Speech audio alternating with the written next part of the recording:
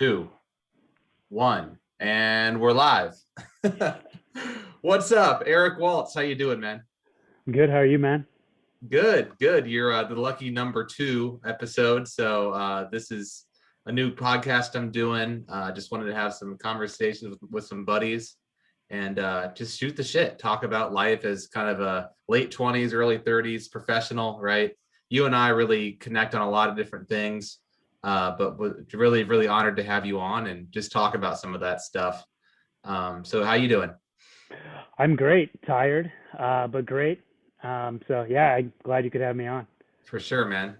Just before the podcast started rolling, we were talking about being a dad. What's what's that been like? Yeah, so I'm 5 weeks in, and it's been fantastic. She's she's really easy. Knock on wood, but it's just great. It's tiring. Yeah, Tiring. yeah. Is it a certain time of the day that gets super tiring, or is it just all the time? It's kind of all the time because she's so small that she has to eat every 3 hours. And at night we can let her go 5 hours, but that's like the max before we have to wake her up to eat. Yeah, Just so we can make sure we keep her on the right track for weight wise. But yeah, you know, you get going, you're like, okay, let me feed her, and then you're like, okay, after 30 minutes, and then you're like, change her, and you're like, let me put her back down for another nap, and then you start to do something, you're like, oh, I have 20 minutes before I have to get ready to feed her again. So I do all the late night ones. So I just put her down right before this.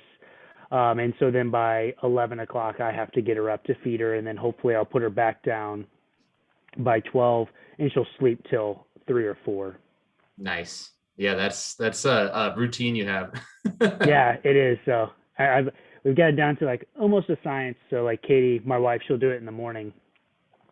So she'll start from like the 4 or 5 a.m. shift on through the morning because I'm back at work now. So Yeah. it helps me out get a couple hours of sleep before I log in about 8:30, 9 o'clock in the morning. Yeah, definitely want to get into that. I mean, shit, with you, it's like we could talk about vital proteins. I know you hit me up with some samples. Super Yeah, appreciative of that. I've been crushing the pre-workout. good The stuff. watermelon is a good flavor. I definitely want to see the other flavors. But they also have that post-workout. There's Hmm. like any of the collagen peptides. I keep that going throughout the day. If I don't want to do coffee, I'll do those with some Mio. It's like it's completely 0 calorie, like caffeinated, almost like a Crystal Light. Yeah. So I kind of mix that with other stuff, but I've been really impressed with the product. Before I get into that, there's Hmm. always something I want to do to start the show, and it's like a question of some sort, like a would you rather, or like a fuck, marry, kill kind of thing. But with this one, with you, okay, it's a Sunday afternoon. The Pacers, IU basketball, and the Colts are playing. Which do you tune into? The Pacers. Yeah. I do it. I can't help it. Is there a reason behind that? Like, how do you possibly kill the Colts and kill the Hoosiers? I think I definitely marry the Pacers. They're just, I don't know. I just can't. I follow them every single day. I mean, we text about it every single day, and Yeah, I have a lot of feelings about them and the direction that they go. But I don't know. There's something about them that I thoroughly enjoy watching. I get League Pass every year. I'll rewatch games on my phone. But I think if I had to do it, I definitely marry the Pacers. I think I fucked the Colts, and I think I killed the Hoosiers. I think Archie Miller really killed it for me I know, these man. past 4 years. So Yeah. I mean, It was rough. I mean, just so boring, just the style of play. And we had oh, the talent to awful. look at Trace Jackson Davis and, like guys like Armand Franklin. Like there's some real energetic, energizing players out there. And his style of play was just so boring and just like we just didn't have the consent. I feel like we had fire one game and we would just lose it for a couple, then fire again and lose it. It's just a really depressing time in IU basketball. I really think our 5-man hyper teams could have given that team a run for their money with how bad they played. Yeah, I wouldn't say that, but I would say that they definitely lacked the passion to keep Oh it up, yeah. and especially with how competitive the Big Ten is. But yeah, with me, I go Pacers too, man. I was raised in Indianapolis. I know you were a down state, but it's just like growing up as a Reggie Miller fan, and even those teams in 04, 05 with like Jermaine O'Neal and we don't Meta want and to talk about Malice at the Palace, but I, it was just so part of what we do in Indiana is just love the game and like love basketball. And the Pacers are like so hard to love. You know what I mean? Because they lose. They fucking lose. they just They lose get in the there and they playoffs. lose. But it makes it more fun, you know? It's more fun. What what's crazy is this year in COVID, and I'm pretty sure this stat is accurate, but the Pacers have the longest home winning streak of any NBA team. Like consecutive years, like we've done it through like since like the 80s or the 90s. We've like all of our home games, we've always had a winning record. And I think this year with COVID, I think it may become the first year like we don't have a home court winning record, Yeah. which Sad. is crazy to think of. Like even in the like from like what was it 07 after the Malice, Yeah. and then through like 2013 we were just awful. Like we had Yeah. the Troy Murphy and like Mike Dunleavy, Mike Travis Dunleavy, Skinner. Yeah. yeah, There like was all these those teams. Sarunas, Jasikevičius, like really random players. You're just like, how do we get this guy? Yeah, Foster like was our main Yeah, he like was our center. guy. Like Double machine, Jeff Foster. I remember the game after the Palace. We started like we had like 6 players playing, and the only yeah, guy that didn't get like arrested or fined or something were our scrubs, and like and Reggie. yeah, Reggie somehow only got like a 1 or 2 game fine, or 1 or 2 game suspension. But we had that dunk contest champion, Fred Jones. He scored like Oh yeah, 30. I was like, good thing, because we have to have someone that can score 30 points, because we're not going to be able to put up 60 points with this roster. But that was just one of those times, and that was right after I remember Reggie Miller had the layup in the I think it was Eastern Conference Finals, or maybe like the semis. And Tayshaun Prince, it felt like he jumped from the free throw line to block that thing. And then it was like the year before, and yeah, it was the year before in the ECF. I thought because the Pistons had went to the Pistons did back to back. And it's same with the Colts. Like, if only Tom Brady wasn't there. If only, that damn Pittsburgh game where Vanderjagt kicked it 40 yards to the right. Yeah, that's sports, though. You got to be, if only, what if. Yeah, our drunk kicker. It almost makes it like more fun, the lore of it, I mean, I've been on record with all of our friends that I think Peyton Manning is the worst playoff quarterback of all time. Really? And I will probably die on that hill, because if you look at his record, like how many times did we get a first round bye for the Colts, and then we'd lose to the Jets or the Pittsburgh Steelers every single time in the second round? Yeah. Like, or we'd lose in the first round. Like it was. There was that two good one runs. We lost to the Jets 41-0. I remember that. Yeah, I was like in 6th grade, like, what? Come on, like dead of winter. I'm like looking forward to the Colts, best record in the league, first round bye, blown out goose egg. Like, fuck. And that was when we had Edgerrin James, Marvin at the height, like Reg. Like it was, get out of here. There's no reason why Peyton didn't have 3 to 4 Super Bowls with the Colts. Yeah, I know you're saying, man. And go back to the Pacers, talking about we always as indie teams seem to have like amazing performance and really random stats. And there's I know a lot of pundits and just critics of our team out there, people that are like us that love them. They're just like, God damn it, like they don't spend any money. It seems like the Pacers can't draw that big free agent. I'm not even sure that they want to. They don't. They don't want to spend the money, and I think they keep coming out and saying. I know there's Scott Agnes has been reporting on and stuff of like that the Simons, they're getting very old. They're all in. They want to try to win. They want to spend money. But I'm like, if you want to spend money, you would have already spent money. Yeah. Like you would have told Oladipo, we'll give you the max you want, and we'll also go out and spend the max on whoever else you want to bring in. Yeah, but there's something to be said for the people who are the players who we pay and then they kind of leave anyway. Not that I know all the specifics of like contracts or what they would have done, but look at people like Paul George or even Ron Artest. He was on the Pacers. We had the best record in the league after the Palace. we probably shoot him out of town a little bit after, everything the fans said about him. But 2 or 3 years after that, he won a championship with the Lakers. And it's like, our players, they're good. They just don't win championships, and they don't become good here. They become good here, then they hit their prime in other big cities. And here, I mean, I'm sitting in Chicago with you right now, but I consider Indy kind of like the home turf. So I agree with you about the Indy thing of home turf, but I feel like every time the Pacers finally get there, like they put it all together, they have the pieces, we run into that juggernaut. And it was in 2000, or in 98, we were the best team. We should have beat Michael Jordan in Game 7. We come up against him in his last little hurrah, which they showed perfectly well in the Last Dance. There was no way we were beating Jordan and Pippen and them in the Game 7. No, but that was the year we could have won the tournament. Then in 2000, we put it all together again. Who do we come up against? Shaq and Kobe, the best duo to ever play again. We put it all together. Number one, the Eastern Conference.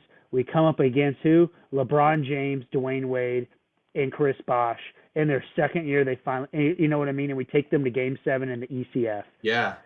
Against the Heat. Right. And then we blow it up every time after that because we're like, we can't get past, like, for some reason it gets into the head of these players. It's like, we come up against these juggernauts and like, we'll just blow it up. We can't beat them. Like, well, you only got one shot at it. You didn't even try. Well, when you put all that together and you just state those names, those are generational talents. I mean, those are the best players in the history of the game that we couldn't. We're talking like Jordan, Shaq. I mean, I watched on the NBA channel. They have those classic games. I watched the Game 4. It was at Market Square Arena, or I guess it would have been Conseco at that point. And Shaq was so dominant. Like, we had no chance at beating that guy. We'd hack him every time. I mean, Sam Perkins trying to like hang with Shaq. And he wouldn't. I mean, there was no stopping him. Like, they could have won 4 or 5 championships as good as he was. I mean, they had role players, just him and Kobe. You could have put, a 7th grader around them, and they would have won the championship. They were just so good. And then even LeBron, D Wade. I mean, like, you can say what you want about taking my talents down to South Beach, whatever, but LeBron is probably the first or second best basketball player of all time. And we said we get one shot. We actually had 2 shots first then. I don't know what happened with Roy Hibbert, but that whole shenanigans of, like, supposedly Paul George was sleeping with his girlfriend or whatever and just like destroyed his confidence. That something happened that was like a brain fuck for him, because he completely went off the planet. Like, that guy was NBA blocks leader. Something like, top 5 rebounds. He would score quite a bit. We had a lot of games where he was the leading scorer over Paul George. Over the true leader of that team was David West. I mean, Hibbert was a big 3 with those 2, and he just completely lost it. I think something happened with his head. I mean, he was at the height of. He was the best center in the league during that run of 2013-14, the playoffs. I mean, he is the reason Melo just imploded on the Knicks.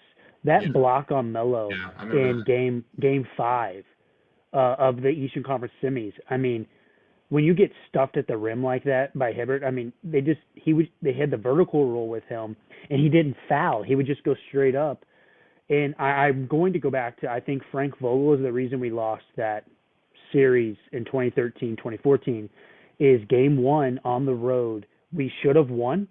And he took Roy Hibbert out, and LeBron had that wide open layup, and we lost. And I think it would have went to overtime, or he could have missed it. We were up by 1, and I think if Hibbert would have been in there, he would have altered the shot. He would have had to do a step back. Someone would have had to take a long 2, a contested 2 or a contested 3. Instead, LeBron got to walk right down Broadway. Yeah. And I'm pretty sure after that game, like, Paul George as his, nemesis, this would be someone that you are like, you're hating, you're competitive against. I'm pretty sure they shook it up after that game. Oh, that was in game 2, I think. It was either game 1 or game 2. Yeah. LeBron dunked on him, and then he dunked on him, and then they were dapping it up in the middle of the game. It's like, dude, you're supposed to be playing against him. Like, yeah, he's not your friend. Honestly, it would be like East and East. It'd be like Michael Jordan and Patrick Ewing dapping it up after dunking on each other. Like, It's See, the like opposite. Reggie and MJ. Can you imagine if they were just like No, high fiving each other? No, no, they were.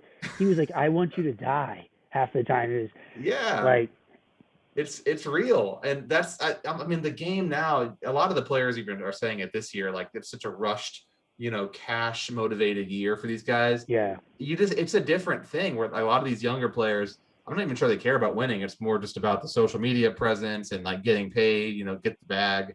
But we could talk about those Pacer teams forever, man. I mean, I agree. just the frustration going to work on Monday after a Sunday game, a Sunday loss, just like fuck, dude, like your whole week is shot. you Well, know? do you remember when it was you and I, Brady and Garrison? We went to the game. Was it game 4? Yeah, we won that game, I Against think. no, no, no, no. We got blown out by like 30. Oh yeah, I had too many beers.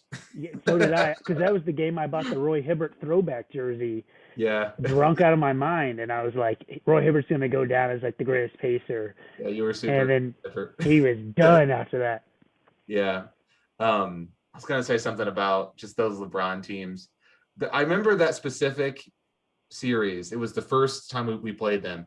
Paul George had that ridiculous. I think it was game 1. He had that ridiculous three, like with like a couple seconds left, far as hell, and it was so amazing. And earlier that game or later in that series was when he dunked on Birdman, and like that was when I Oh, I felt like that was like his entrance as a superstar. Like, mm-hmm. and not like Birdman is the best blocker of all time, but it was just like he had so much anger when he went up and when he finished that dunk. It was amazing, and I thought we could actually beat them at that moment. I Um, did too, and that's when he took over the reins from like he took over the Pacers franchise of like he yeah, almost took it over at that point of like, we always thought Reggie was going to be the best Pacer to ever play, but we're like, wow, we have a guy who's even more talented than more Reggie, talented. Yeah, I and think. like Yeah, maybe he can actually lead us to the promised land. And then the leg injury did a lot to his confidence. He came back, and the team just never was the same with him. And then the whole thing of him coming out and being like AD wanted to come play with him. Okay, maybe AD wanted to play with him, but there was no way the Pacers could have ever gotten that. yeah. Well, that's what I'm saying about the free agents. Like, I don't know if AD chooses to come here, and if he does come here for what do we get out of him? 2 years at most, maybe 3. He's probably going to go to LA anyway. So it's like, do we pay that person, that player? Yeah, I'm not sure that the GM's decision to not pay players is wrong, but at this point, there's definitely a pattern. Yeah, well, the AD thing, like for contract wise, once he was under contract for like another 3 or 4 years, so like it wasn't like he could just come in free agency. By that time, Paul George was already gone. Like by the time AD was about to hit free agency, like the next year or so, Paul George had already said he wanted out.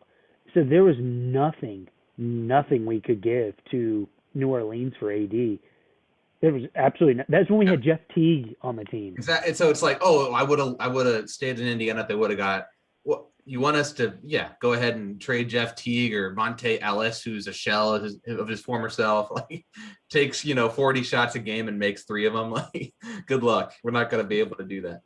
Pretty sure we were paying Monte Ellis through like last year still, even though we like released him 3 years ago because of There his was a contract.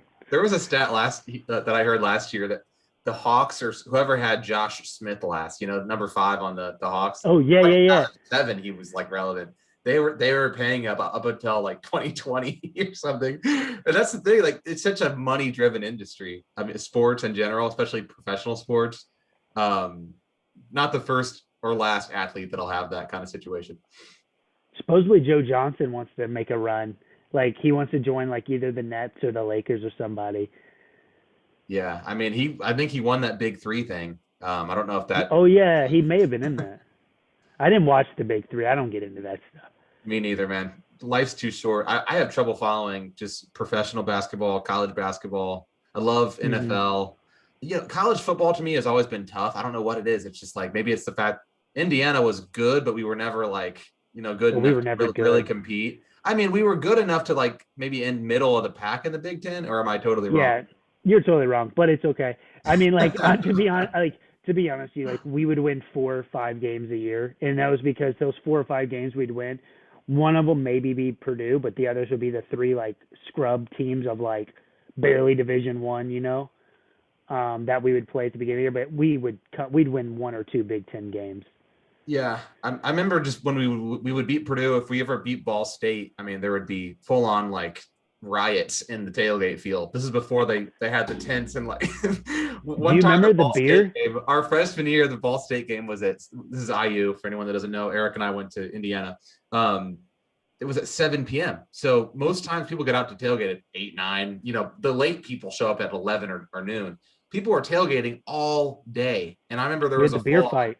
yeah, there was like a handle fight, a beer fight where people were throwing full cans of beer at each other, like glass handles. And I remember after that they cracked down really hard. I remember being there and I just saw like people coming out like bloody, like they were just hit in the head.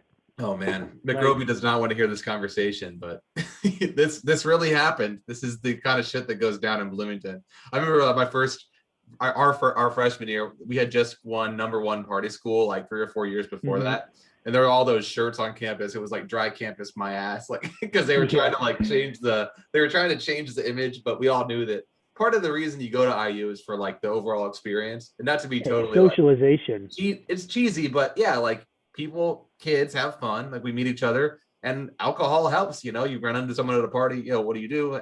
How do you like this class? Yada, yada. And it's like part of the culture. Same with Iowa or Michigan or, you know, any Big Ten school. There's definitely some redeeming qualities about academics, but it's a social time, you know? Oh, I agree. I mean, that's how we met. And I mean, we went on spring break together senior year on the cruise. Yeah, dude. And nothing wrong with the good beer. yeah. And then I think one of my favorite memories of you in IU is it comes up on my time hop every year. And I share it with you every year, and it's your 21st birthday. Yeah, dude. And the video, your dancing video at Kilroy's. That was such a great night. Kilroy's is just a classic, man. And I heard that nowadays Brothers is more the thing in like sports, but KOK, I feel like they're open from what 6 a.m. to 3 a.m. over the weekends. I think so. I don't know. There were some late nights there for me. I mean, sometimes we would go for lunch, like in between classes. Yeah. And like get a drink and like I don't know on a Monday afternoon for like the $1. Yeah. On a college budget, that's a good deal. You get a drink and a breadsticks, and how you can get some fries with still $6, $2 each. Yeah, it's true. Yeah. Anyway, good times, man. Let's kick it over to work for a second. One of the things I've been talking about in the podcast is just like motivation, you know, development of your individual skills, and like I'm just really interested in how people get work done. You've been commuting to work from the suburbs for the last year or so, or less than a year? No, I didn't move out to the suburbs until October. Okay. And then even then, I only go in like twice a week. I don't go in every day. I can work. Yeah. If I really wanted to, I could work 100% remote. Okay. But I prefer to go in because as you said earlier, I work for Vital Proteins, and I'm on the research and development team, so I'm the technical manager. So I work really closely with the formulations teams for new products, and then pretty much I'm the guy behind all the science. So my responsibility is to make sure anything that we put in the product and we're making claims off of, it's substantially backed by good science, so peer-reviewed articles, clinical-based studies, and that. So if we're saying, if it supports your skin, hair, and nails, we have multiple studies that back that up that show that it does. So a lot of my time is looking at the regulatory side, also of like, can we say this? Can we not say this? Yeah. I help with all the labels. My team does. So I can work remote, but I just prefer. It's just easier to work in the office. Yeah. Is a lot of that work like reactive, or is it more like proactive, where you're reading things and you're making sure that, these inputs are, in compliance, or, what you know what I mean by that? Or is it more like, hey, Eric, take all these inputs and you tell us if this makes sense? Or are you the one, kind of like planning your day, trying to really figure that out? Yeah. So it's a little bit of both. It's proactive and reactive. So for all new products, so research and development, we're also considered the innovation team. I'm also on the innovation team. So I work on all new products. So like some of the newest products I've like specifically worked on, like with the new Vital Protein gummies. I was one of the key people working on that. So I was proactive of being like, okay, here's the amounts of vitamins we want to add into these. What are the claims we can make around these? Yeah. Some, reactive could be legacy products we have, and we could say, oh, we need to show like the substantiation to new things, new entities we have to share with. I worked on the Jennifer Aniston campaign. So Rachel from Friends, you guys got her. it's really cool. So I like knew for a long time that she was going to be our new spokesperson. I worked on behind the scenes of the commercial. So everything we said in the commercial, we had to make sure we shared substantiation with every major network that it was going to be on. So it was a lot of work to put that all together. And so that one was kind of reactive because it wasn't just like our main studies I was looking up even more to try to find, is there anything new out there that has come out? Germany has a lot of new studies out on collagen peptides. So it was like, most of our studies we've been using are come from 2016, 2017, and all the way back to like 2000. But there's a lot of more new ones. So I'm constantly reading new studies that come out or new ingredients that are coming out on market. A lot of these companies will share with their clinicals with me. And then I just spend half my day just reading white papers. Yeah. So to figure out what can we say along with that and what amounts we need. I wanted to get into that because one of the reasons I asked about proactive or reactive, like I'm in sales and I like that because I get to say, here's my goal. And now it's up to me to get there. So I feel like I'm building something every day. And what I find that I really have trouble with, especially in the pandemic, you just said sitting, reading papers for like half your day. That sounds so horrible to me. Like I don't know how I would possibly focus and do that. So is there a natural interest in those papers for you, or are you able to just crank it out and then get to the parts of the job you like? Tell me more about that motivation. Yeah, it's a natural interest to me. So like my degree is in microbiology. I've always been in a lab, either food science or in consulting. So I consulted for Vital Proteins back in 2017 before I even started working for them. Nice. And so I do so much other stuff too, like for technical side. So I have to make sure all the products that we use ingredients wise are reviewed technically. So what is like everything about it. So analytically, micro testing. So the quality side does the testing and I help review it. We also do, so I'm not just reading the papers. I read it and then I take a break to like do other work streams, but I thoroughly enjoy it. And because as I read it, I'm not only learning, I have to educate others then. And so I have to educate our sales. I have to work with the education team at Vital to say, here's the science behind it. Here's what you can say. Here's what you can't say. And the cool part about it is I get to come up with a lot of those taglines. So like this is a Propel, so a competitor, but if they said like on here on like the label, like, boost immune system or something like that, I'm the one who comes up with those taglines on the labels a lot of times, and it's all based off of the ingredients. And then I get to work with the formulation team. So as they're doing the flavors and putting all the ingredients together, I get to help, test the flavors, but I also get to say, hey, you need this minimum amount of vitamin C in this formula to be able to even make this claim that the direction that marketing or sales or the other innovation team people on the innovation team want to take this product.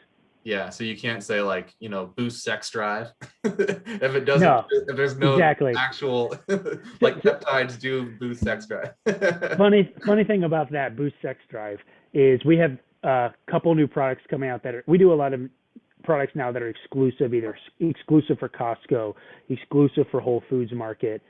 And so like for exclusives for Costco, we just came out with our chocolate peptides, which is an awesome product you can only get at Costco. But Whole Foods has a couple of different ones, and we have a really good one coming out for a morning get up and glow, and it's a new flavor. But we have some new ones coming out this fall that we worked on, and it's a really cool product that's going to be for, relaxation, calmness, but there's some ingredients in it that when you read a lot of the clinicals with it, it helps with calmness and stuff, but half the articles are just about how it boosts your sexual wellness. And so we were thinking, we're like, well, do we market it as this? Do we not? Like, do we go down a whole new pathway for Vital Proteins? We're not going that pathway, but It's really funny. There's a lot of products Sexual out there that. wellness could be a lot of things for a lot of people. It's all Hmm. subjective, but I'm just joking about the sex drive thing. I just think that like there are a lot of products out there, especially in the health area, right? Because that's obviously Hmm. growing exponentially. I feel like us millennials are always looking for things that are, real as opposed to fake, and healthy as opposed to not healthy. If you go to a Whole Foods, the health section, it's not even food, it's just like supplements and drinks and Hmm. like vitamins. It's a quarter of the store. And I mean, it just shows you just how popular these products are now.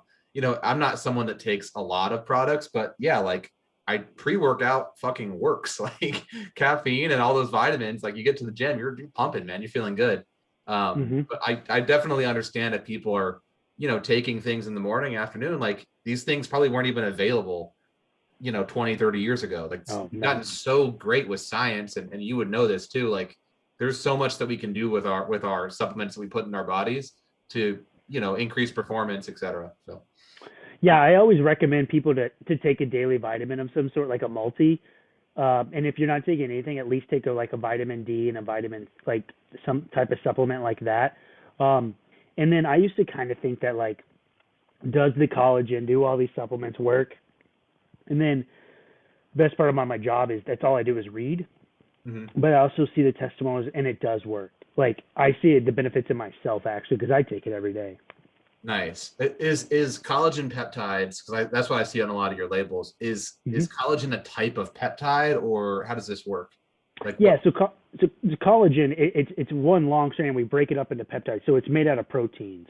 So that's why we call it collagen peptides. So it's what's in your skin, and it's just made up of a bunch of amino acids put together. Yeah. And so when we take this like bovine hide and they digest it down, and then and then in the digestion phase, either they do it, it's proprietary, but it's like out there in the industry of like, they can either do like an acid digest or a basic digest. And pretty much what they're doing is they're breaking it down and they heat it. So they take these really long chains of proteins and they splice them up. So then you get these high content of certain like amino acids that you need. Yeah. So then when you consume them, your body is able to replenish your collagen in like your dermis of your skin here. So if I don't know if you can really see in the picture, but your Yeah, I can see it. elasticity can like increase based off collagen. So like as you get more wrinkles, you're losing the collagen in your skin. Mhm. So you're losing that elasticity. So when you ingest the collagen peptides, pretty much what you're doing is you're replenishing that in your body. Your So body when is able to break those amino acids down. you say bovine, that means pigs, right? Or what? Cow. Cow. Okay, now I know. Let's not talk about the time we had boar. Let's not be Oh yeah. that. So That would be porcine, yeah, porcine, whatever the word is. So porcine there is is so pig. there's marine. So what we use is marine collagen, so Yeah. from fish, and then we use bovine, which are collagen peptides. So that blue bottle you see everywhere, Mhm. that's bovine. Okay. So it's literally the skin of the cow. Hmm. You guys are able to basically make that into a concentrate. All the amino acids become concentrated, or it comes into like Hmm. almost like a really condensed version. And then you Yeah, guys are able to make your products, whether it be the powder or the drinks, and that whatever's that condensed yeah, product inside those things. the blue container is just straight 100% collagen peptides. It's just in that white powder. But then the innovation, all the other products is collagen. Combine the collagen into it. You guys sell other stuff besides collagen, though, right? Yeah, yeah. So we branched out into like, so we have like, so we always add collagen pretty much to everything, but we don't add collagen to all of our gum. So we have the new gummy line that's out. So we have a collagen gummy, but we do not. But then we have a beauty gummy and a women's multi gummy that's on market right now. And then the beauty and women's multi do not have collagen. They're just vitamins. We have a couple more flavors that are going to be coming out in the next month, so I'm excited for those to launch too. Um, and then we do have a vegan line of capsules. So we do a radiance boost, a hair boost, a skin hydration boost, and a complexion boost. Those are all capsules, and those are all like plant-based ingredients usually. So ceramides, and then a bunch of other vitamins, Like keratin could be in it too. Yeah. That give you biotin, give you a lot of benefits that collagen doesn't just give itself. Yeah. I've heard a lot of people say peptides are where it's at now. But again, like I don't know Hmm. if it's a fad or if it's truly like, an amazing supplement to take. I've heard peptides from a couple different people. Yeah, I wouldn't call this one a fad anymore. I think it could have been like there's enough research out there now that it's definitely been proven scientifically with enough clinicals that it does work. Yeah. I mean, it definitely can help you with your bones and joints, just like the feel. I used to creak and like every day I would get out of bed, my knees would like Oh literally my, pop. And because I used to be such a big runner, and yeah. ever since I started taking, this is not like an ad for my job, like people to go out and No, buy it, no, I'm but I'm like asking, dude. I'm totally asking. Yeah. I take it every day because it's part of my like I get it for free, but I don't anymore. Yeah. Like I literally don't. Okay. Well, kind of bringing it full circle, like talking about your just inherent interest in reading or staying, I can tell that you're passionate about science and just like, nutrition and these types of things. Hmm.